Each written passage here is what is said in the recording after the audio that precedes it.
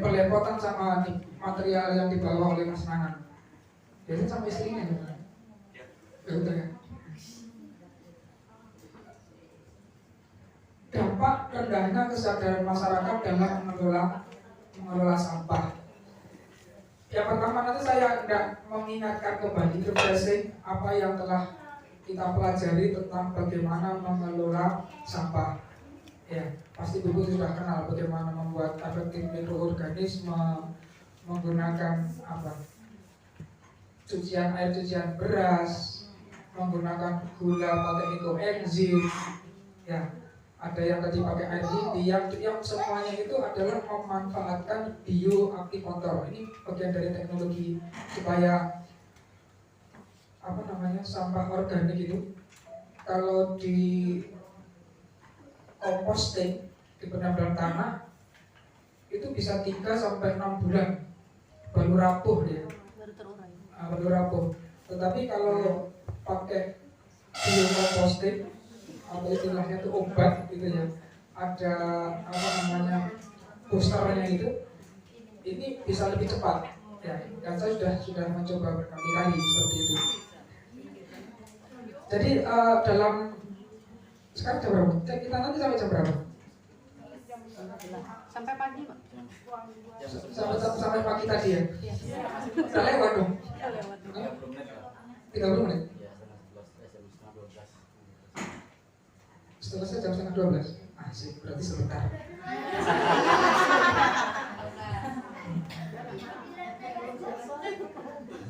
Baik, ibu-ibu dan juga bapak-bapak. Kok beda Pak fotonya, Pak? Kok beda Pak? Ganteng yang asli, Pak? Langsung tersandung saya. Oh, Bapak pendekar juga ternyata. Ya, ini nama saya Imam Subarka, gitu kan. Saat ini saya berprofesi sebagai pendekar idaman. Kebetulan saya koordinator di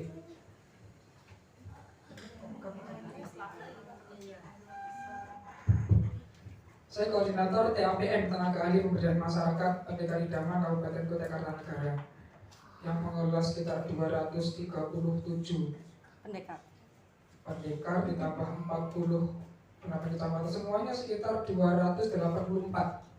Hanya untuk ibu kenalin. Tapi saya di sini tidak sebagai pendekar, tetapi saya adalah bagian desa. Saya adalah bagian komunitas yang kebetulan tergabung dalam forum komunikasi kader pemberdayaan masyarakat desa Provinsi Kalimantan Timur. Ya. Kalau riwayat saya, memang saya sejak tahun 2003, berarti sudah 20 tahun saya menggeluti dunia pemberdayaan. Ya, kalau di Kalimantan Timur, Kalimantan Utara, hampir semuanya lah. Bukan semua kabupaten, semua kecamatan sudah saya kunjungi.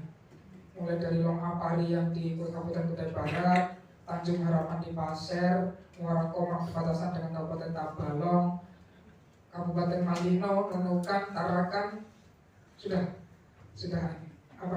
saya kunjungi. Ini sekilas ibu-ibu dan juga bapak-bapak. Ada Bapak Harudin. Selamat datang Bapak Harudin. Bapak dua tadi. Baik, ibu-ibu, sebelum kita membahas soal rendahnya kesadaran, bagusnya kita coba tengok kembali. Karena terkait dengan sampah, ya, terkait dengan sampah ini bukan cerita baru, cerita yang sudah lama. Dulu di zaman saya masih SD, saya SD itu berarti sekitar tahun 80-an, tahun 84. Tahun 84 saya lulus SD. Nah. Oh, belum ya? Saya 86. Itu sudah mengenal namanya anugerah Kalpataru. Ya. Soal ada anugerah kabupaten atau kota yang bersih.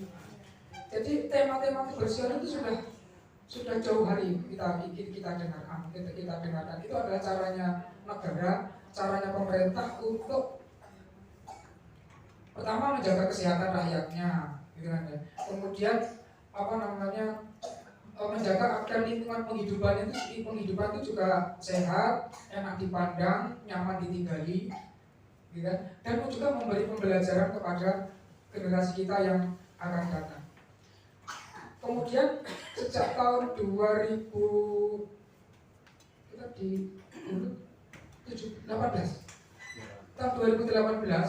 saya 2 tahun di Mahakam Ulu, di Kabupaten Mahakam Ulu, di Ujung Bilang, 2 tahun di sana. Itu kami ini sudah memfasilitasi kayak pelatihan-pelatihan seperti membuat ekoenzim, membuat maggot, membuat biosaka, yang intinya memanfaatkan limbah rumah tangga atau limbah pekarangan, itu sudah kita latihkan. Sehingga nanti yang saya sampaikan di sini sekedar mengingatkan, ya, ingatkan kembali. Karena pertanyaan dasarnya adalah kenapa itu tidak kemudian bisa running, kenapa itu tidak bisa kemudian membudaya gitu.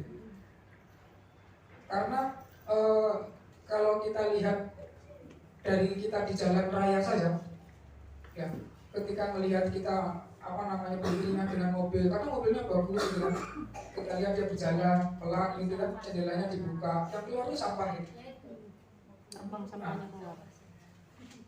Kemudian belum lagi kalau di kendaraan umum, ya, entah di kapal kah, entah di bis, itu juga budaya untuk membuang sampah itu ternyata juga belum menjadi budaya gitu.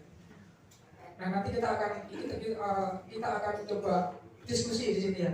Diskusi pasti ibu-ibu dan juga bapak-bapak punya cara bagaimana persoalan sampah ini yang tadinya masalah bisa menjadi manfaat. Tekniknya saya kira nanti akan langsung dipraktekkan melalui fasilitasi Pak Nanang. Nah, yang sekarang ini kita akan bahas kenapa kesadaran dari masyarakat dalam menyikapi sampah, memperlakukan sampah ini rendah, dalam arti tidak menghasilkan pertama kesehatan yang minimal, kemudian angka stunting itu tidak menimbulkan gejala. Ya, tahu stunting Bu ya? Tahu. Nah, stunting adalah salah satu dampak ikutan yang awalnya itu juga dari lingkungan gitu. Terus kemudian dari sisi kesehatan, kemudian dari sisi kenyamanan tempat kita tinggal. Nah, persoalan sampah ini menjadi beban karena kita lihat ini masih menjadi masalah. Oke, kita sepakati dulu soal artinya ya. Kita sepakati dulu bahwa sampah itu adalah sesuatu yang dibuang. Jadi kalau belum dibuang, itu belum disebut sampah. Misalnya kalau saya makan bonbon, permen, itu plastik itu isinya saya makan, kemudian ketika saya tengok kanan, saya tengok kiri tidak ada sampah, itu plastiknya itu saya taruh satu dulu, kan? Saku celana atau di sakunya tas, sampai kemudian saya menemukan tempat sampah.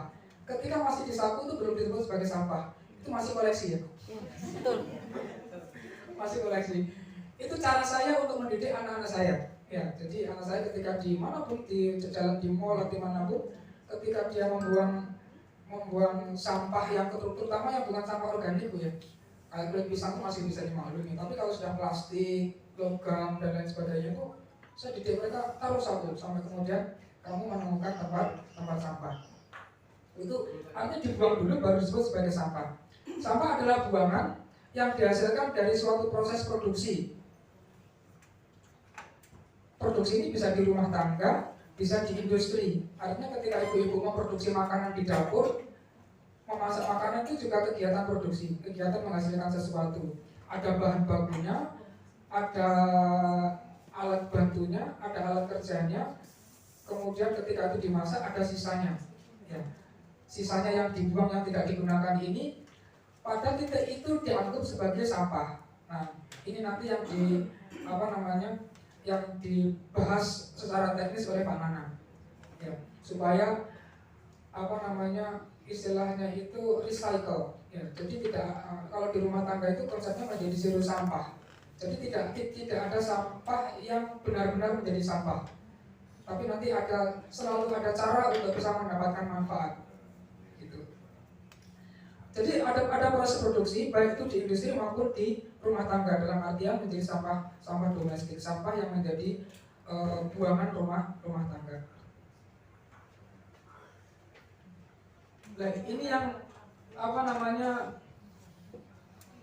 cermin dari sikap kita atau cara kita memperlakukan sampah ya. Dan ini ditonton bisa jadi ini sering kita lakukan, atau bisa jadi kita melihat orang melakukan ini yang pada saat yang sama kita ini sudah memberi tontonan ya kepada anak-anak kita gitu ya, kepada remaja-remaja kita. Satu sisi mereka kita marahi, kita didik, kita tegur supaya apa namanya membuang sampah pada tempatnya, tapi di sisi lain mereka tidak benar-benar kita beri contoh gitu. Kalau di perjalanan ke Mahakam Ulu lewat Sungai Mahakam itu, di Sungai Mahakam itu kalau di Hulu itu air Mahakam itu naik turunnya banjir itu bisa sampai 9 meter, dan itu temponya cepat sekali. Dalam kurang waktu dari 1 jam itu tiba-tiba air sudah naik gitu. Dan itu sering. Nah, posisi di sekitar Rukun Damai, di sekitar Longhubung itu adalah daerah hilir yang kira-kira 2 jam dari Ujo Bilang. Ujo Bilang ini ibu kota kabupatennya Mahakam Ulu, komunitasnya banyak. Jadi yang bisa dicirikan dari air naik dan air turun tadi itu sampah yang dari hulu itu ketika dibuang sembarangan ke sungai itu, kemudian air naik, itu kan air naik, itu kemudian di pinggir-pinggir sungai itu nyangkut di pohon. Ini yang kemudian disebut oleh Ibu Bupati itu adalah kalau pas biasanya kan musim banjir sering itu di bulan Desember. Nah, di hulu itu memperingati Natal itu bisa 1 bulan, mulai awal Desember sampai dengan awal Januari. Nah, itu cara sungai merayakan Natal tadi itu. Jadi sama-sama yang seperti ini gantung di pohon-pohon itu. Jadi hiasan Natal. Jadi hiasan Natal. Nah, ini apa namanya yang apa namanya perlu kita tengok kembali bahwa ada sikap kita terhadap sampah. Pertama tadi yang saya sampaikan persoalan bagaimana kita memperlakukan sampah ketika kita ditonton oleh anak-anak kita, generasi kita. Kemudian yang kedua, ketika kita menyuruh orang atau membuat sampah itu agar dikelola dengan baik, dikumpulkan dengan baik, bisa jadi alatnya itu juga tidak memadai, ya. Maka yang perlu kita juga upayakan adalah ketika kita menyuruh orang atau menyuruh komunitas, menyuruh masyarakat untuk membuang sampah pada tempatnya, ya kita pastikan tempat sampah itu juga mudah untuk didapatkan. Ya. Terus kemudian tempat sampah itu juga mampu menahan tumpukan sampah sehingga dia tidak tercecer atau dia runtuh ke kanan ke kiri. Syukur kalau kemudian itu dibuat tertutup. Saya kemarin ada lomba kelurahan, ikut menjadi juri menilai di lomba kelurahan Kabupaten Bungkar. Itu di Kesanga-Sanga, di Kelurahan Sarijaya. Ada yang dari sana? Sarijaya tuh lurahnya Bu Dina ya? Bu Dina. Masih keluarga Pak ini saya. Oh gitu. Dari luar Jawa. Lain, saya Panji Pak. Oh ya. Orang lurahnya muda, bersemangat, gitu ya. Bersemangat, dan mereka berlurah ini membuat namanya rumah sampah. Saya pikir rumah sampah itu rumah yang mungkin di situ ada pengolahan sampah. Rupanya enggak. Rumah sampah itu adalah rumah ketika ini dibuang, maka orang sekitarnya itu memang tertahan untuk ini tadi. Sekedar sebuah bangunan tertutup yang ada pintunya, tapi di situ dipilah-pilah sudah. Ada yang plastik, ada yang gelas, ada yang logam, gitu. Termasuk yang organik. Kalau organik nanti dia dibikin sendiri. dibikin apa namanya tempat-tempat sendiri yang lebih kecil, itu di sana-sana sebutannya rumah sampah rumahnya. Nah, itu tadi kan selain pandang soal sampah. Nah, menurut undang-undang, rumahnya ada undang-undang juga tentang sampah ini. Undang-undang nomor 18 tahun 2008 tentang pengelolaan sampah. Didefinisikan bahwa sampah adalah sisa kegiatan sehari-hari manusia atau proses alam. Bentuknya bisa padat atau semi padat. Artinya yang kita akan menghindari pembahasan yang sampah cair atau sampah yang lumpur. Ya, ini kita tidak membahas itu. Padat atau semi padat. Berupa sampah organik atau bukan organik. Kalau organik itu berarti bisa dihancurkan oleh mikroorganisme. Yang anorganik itu berarti tidak bisa dihancurkan oleh mikroorganisme atau bisa dihancurkan tapi waktunya lama. Itu kemudian bisa bersifat dapat terurai atau tidak dapat terurai. Yang dianggap sudah tidak berguna lagi, nah ini repotnya ini. Yang dibuang ke lingkungan. Ini undang-undang dibuang ke lingkungan. Jadi lingkungan kita ini rupanya kemudian menjadi beban untuk membuang sampah, gitu kan ya. Jadi saya pernah ngasih pertanyaan kepada anak saya itu, apa bedanya tempat sampah di Jepang sama di Indonesia. Kalau di Jepang itu orang itu harus terampil untuk membuang sampah. Misalnya dilempar itu tempatnya harus tertentu gitu kan. Maka kayak ember itu dilempar. Tapi kalau di Indonesia tempat sampah itu tidak perlu tinggal lempar saja pasti dia sudah sampai ke tempat sampah.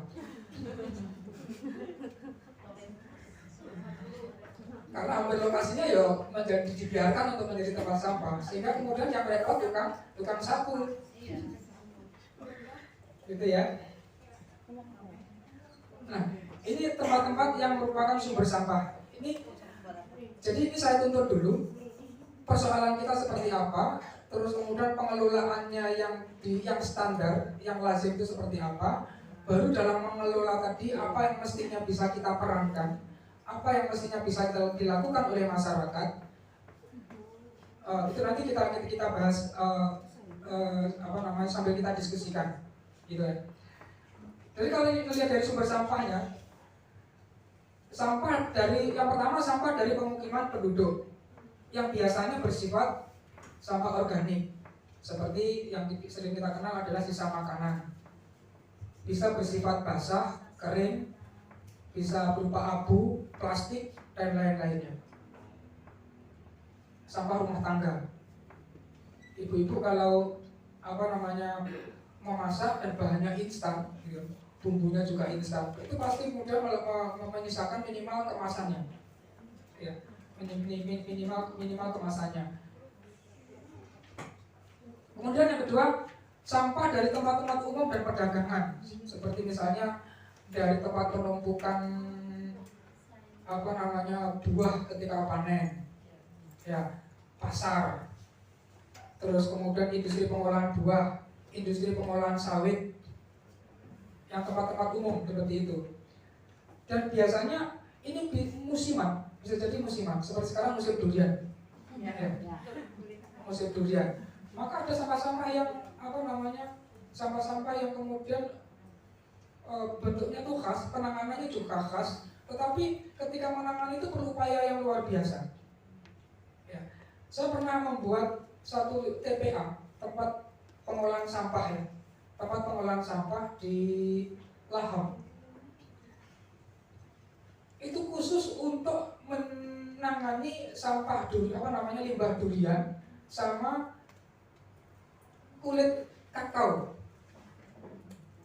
Karena di hulu itu selalu ada siklusnya musim durian dan selalu ada siklusnya musim panen kakao. Nah ini kemudian dibuat tempat penampungan khusus begitu, kemudian ada chopper dirajang begitu, baru dilakukan composting. Nah tempat-tempat yang seperti ini yang disebut sebagai sampah-sampah dari tempat-tempat umum dan perdagangan.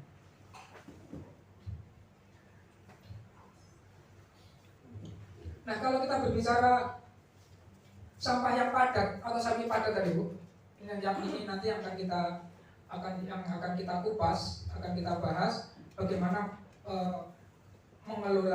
mengelolaannya dan bagaimana upaya supaya komunitas kita, masyarakat kita bisa tersadar untuk bisa mengelola sampah. Pertama adalah sampah organik. Sampah organik ini sifatnya bisa terurai. Siapa yang menguraikan? Mikroba. Itulah kemudian disebut sebagai biodegradable. Bio itu yang mikrobanya itu, karena bio itu artinya hidup. Kemudian degradable itu artinya rusak, artinya terurai. Contohnya apa? Contohnya sampah dari dapur, bisa sisa-sisa makanan, bisa pembungkus, selain kertas, karet dan plastik. Kalau kertas yang ada lapisannya aluminium foil itu susah diurai, artinya dia bukan masuk kategori organik. Ada juga sekarang jenis kertas kemasan yang dilapisi bahan kedap air dan kedap udara, ya, seperti misalnya ciki.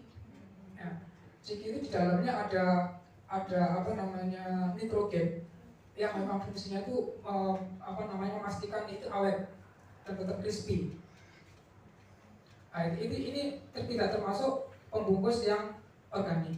Oleh karena itu kemarin sempat ada kampanye di Indomaret, di Eramat, ketika kita bayar selalu ditanya kan, ini dipakai kantong atau tidak, gitu.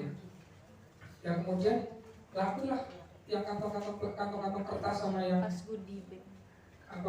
dari kain flanel itu laku. Kemudian tepung sayuran, kulit buah, daun dan ranting. Ini nanti menjadi bahan-bahan organik, ya. Yang secara sepintas, ya teknologinya macam-macam. Saya kalau di rumah itu sama daun itu sudah berapa tahun ini istri saya tidak boleh dibakar, dikumpuli, terus kemudian saya taruh di karung, gitu kan? Kadang saya taruh di kardus, gitu. Kemudian saya kocori sama air cucian beras itu dalam 28 hari atau 4 minggu itu sudah rapuh, sudah bisa dicampur tanah atau bisa dicampur sekam. Itu untuk seperti nanam sawi, nanam sayuran yang itu sudah bagus sekali, ya.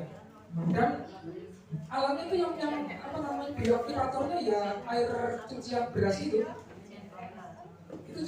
cukup cepat anunya. Kemudian dari pasar tradisional seperti sampah sayuran, buah-buahan dan lain-lain. Jadi Bu, saya itu sebelum aktif di Pendekar, begitu saya di Pendekar ini waktu saya nggak ada, habis dari pagi sampai sore, bahkan sampai malam itu nggak sempat lagi ngurusin itu. Jadi dulu sekitar 4 bulan yang lalu saya itu kalau pagi sampai dengan sekitar paling lama jam 9 lah, itu saya main ke Jalan Maduningrat. Jalan Maduningrat saya membawa pakai motor Scoopy itu, membawa tas plastik merah, kresek merah itu, kertas kresek warna merah itu, sama capitan. Saya ngambil dia kulit kupasan nanas. Kulit kupasan nanas, kemudian sayur-sayuran segar, itu saya pilah, ya. Saya pilah menjadi 3. Yang segar itu nanti saya campur sama gula, nanti jadi koenzim. Yang busuk itu nanti saya kasih makan maggot, ya. Yang sudah berulat itu jadi kompos, gitu. Itu saya campur dengan limbah istri saya yang bekas masak itu. Karena saya punya ember ukuran ini, saya punya banyak ratusan. Itu bagiku kalau beli di toko besi itu harganya 30 sampai 35 ribu, ya. Tapi kalau ibu beli di PDAM, itu kayak PDAM di Aji Ibu itu setiap hari dia produksi 2. Terus yang di mana? Yang dekat pemadam kebakaran yang Sukarame Sekarang nih. itu juga 2. Jadi saya selalu sekarang telepon nih, Pak Imam, ini ada 12 nih, 100.000 aja ya. Kita sampai itu satunya 15.000. Jadi di rumah saya punya tumpukan itu. Yang saya fungsikan tadi Bu, ngumpulin yang limbah buah segar, sayuran segar. Nah karena banyak itu kan limbah rumah tangga dari saya nggak cukup. Sementara kalau 1 kilogram gula aren itu perbandingannya 1 kilogram gula aren itu ditambah dengan 3 kilogram yang bahan segar tadi ditambah 10 kilo air. Nah itu kalau disimpan sampai dengan 3 bulan itu hasilnya sudah bisa menjadi untuk mengepel lantai, bisa dijadikan pupuk, itu namanya ekoenzim. Nah, saya memproduksi itu untuk kebutuhan kebun. Gitu. Saya tinggal di Jalan Gunung Ilas, RT 36 nomor 35. Gitu. Jadi saya memproduksi masih untuk keperluan sendiri. Jadi yang sama sekali beli itu adalah gula. Yang gula aren.